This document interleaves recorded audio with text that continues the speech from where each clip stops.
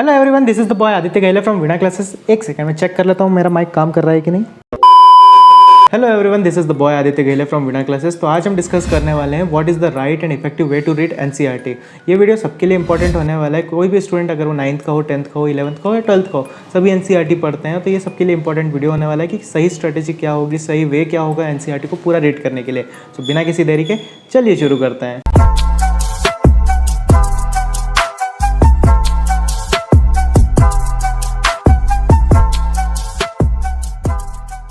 So guys, ये है miss NCERT. अगर आप बोर्ड्स के लिए प्रिपेयर कर रहे हैं तो एनसीईआरटी मदर बुक है बोर्ड प्रिपरेशन के लिए। आप किसी भी टॉपर से जाके पूछिए तो वो यही बोलेगा, अगर आपको बोर्ड के लिए प्रिपरेशन करना है तो एनसीईआरटी सबसे बेस्ट बुक है अगर आप प्रिपेयर करना चाहते हैं तो। सबसे मेन चीज़, आप अगर पढ़ रहे हैं तो आपके टेबल पे सिर्फ एनसीईआरटी होना चाहिए, दूसरी बुक आसपास नहीं होना चाहिए। दूसरी बुक आपको डिस्ट्रैक्ट करती है। क्यों? जस्ट मैं बताता हूँ। एनसीईआरटी का आउटर लुक आप देखिए तो वो होता है ओल्डिश टाइप का। जो नई बुक रहती है जिसको पब्लिशर्स लॉन्च करते हैं, उसका फ्रंट पेज बहुत ज़्यादा अच्छा लगता है, उसको देख के ऐसा लगता है कि हाँ ये बुक अच्छा कंटेंट रखती होगी। पर अगर आप बोर्ड्स के लिए प्रिपेयर कर रहे हैं तो मैं आपको बता दूं, बोर्ड्स में जो भी कंटेंट आने वाला है, एग्जाम में जो भी क्वेश्चंस आने वाले हैं, वो सब एनसीईआरटी से रिलेटेड होने वाले हैं। तो दूसरी बुक्स देखने की हमें कोई ज़रूरत नहीं है, एनसीईआरटी सफिशिएंट है। तो अब हम मेन चीज़ से बात करते हैं कि एनसीईआरटी को पढ़ने का सही तरीका क्या है। सो सबसे पहली बात, अगर हम एनसीईआरटी को किस तरह से इफेक्टिवली पढ़ना है तो उसमें हम डिस्कस करेंगे कि आप जब एनसीईआरटी को खोलते हैं तो जैसे हम कोई सी भी क्लास लेते हैं, 9 से लेकर 12 तक कोई सी भी क्लासेस, जैसे हम एग्जाम्पल के लिए अभी क्लास 10th का पहला चैप्टर लेते हैं, केमिकल रिएक्शन इक्वेशन। तो जैसे आपने केमिकल रिएक्शन इक्वेशन खोला एनसीईआरटी बुक में, तो आपको उस चैप्टर को लाइन बाय लाइन पढ़ना है। लाइन बाय लाइन पढ़ने के लिए इसलिए कहा गया है क्योंकि एनसीईआरटी एक ऐसी मैजिकल बुक है जिसकी हर लाइन में एक नई कंसेप्ट समझ में आती है। ठीक है, तो हम जैसे उसको लाइन बाय लाइन पढ़ते हैं, हाथ में एक पेंसिल होना बहुत ज़रूरी है। तो हमें जो भी इंपॉर्टेंट लगता है हमें उसे मार्क करना है कि ये इंपॉर्टेंट है, ये मुझे इंपॉर्टेंट लगता है इसलिए मैं उसको मार्क कर रहा हूँ। ऐसे मार्क करते रहना है पूरा इंपॉर्टेंट। तो पूरी पेंसिल से उसमें इंपॉर्टेंट पॉइंट्स मार्क कीजिए, फालतू चीज़ें मार्क करने की जरूरत नहीं है। जो इंपॉर्टेंट लगता है उसको मार्क करना। चैप्टर पूरा एक बार रीड हो जाए उसके बाद हमें बैक एक्सरसाइज में जाना है। फिर हमें पर्टिकुलर क्वेश्चन को उठाना है, जो क्वेश्चंस रहते हैं। जैसे हमने पहला क्वेश्चन उठाया, what is chemical equations, for example chemical equation वाला क्वेश्चन उठाया तो उसको लेना है। फिर हमें वापस बुक के फर्स्ट पेज पे जाना है, जो केमिकल रिएक्शन इक्वेशन का फर्स्ट पेज है उस पे जाना है। फिर उसके बाद देखना है कि व्हाट इज केमिकल रिएक्शन, ये हमारा क्वेश्चन, तो इससे रिलेटेबल आंसर क्या है। जब हम उसको दूसरी बार देखते हैं तो हमें वो आंसर ढूंढना है और उस आंसर को, जब वो आंसर मिलता है तब हमें उसे हाईलाइटर से मार्क करना है। तो मैंने इसलिए आपको ऐसा बोला है क्योंकि हम क्वेश्चन को जब पढ़ते हैं वापस आते हैं तो हमारा पहला एक बार तो हमारा पूरे एनसीईआरटी पढ़ के हो चुकी रहती है।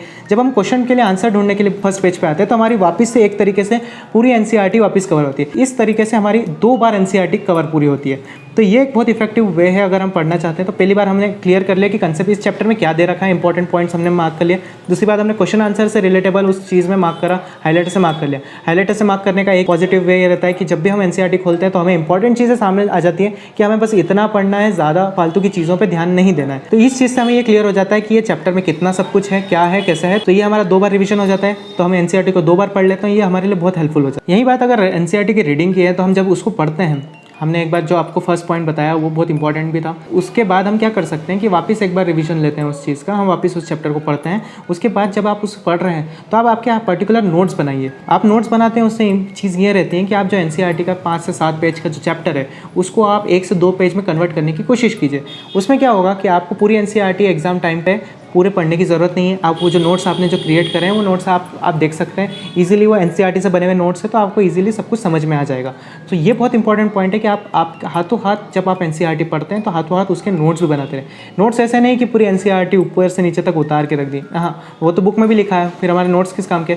नोट्स ऐसे होना चाहिए जो 1 से 2 से 3 पेज के अंदर कंप्लीट हो जाए। मतलब वो ऐसे होना चाहिए जिससे हमको एक आइडिया मिल जाए कि ये एनसीईआरटी में ये सब चीज़ें थी जो हमको अभी इस चैप्टर में से पढ़ना चाहिए। सो हमारे पूरी जो 5 से 7 पेज का चैप्टर है उसे पूरा पढ़ने के बजाय उस नोट्स को ही पढ़ लेंगे तो हमारा काम हो जाता है। एंड लास्ट पॉइंट, इसके बाद मैं आपको यही कहना चाहूँगा कि आप एनसीईआरटी को जब पढ़ते हैं तो ये सोच के मत पढ़िए कि मुझे मार्क्स लाना है।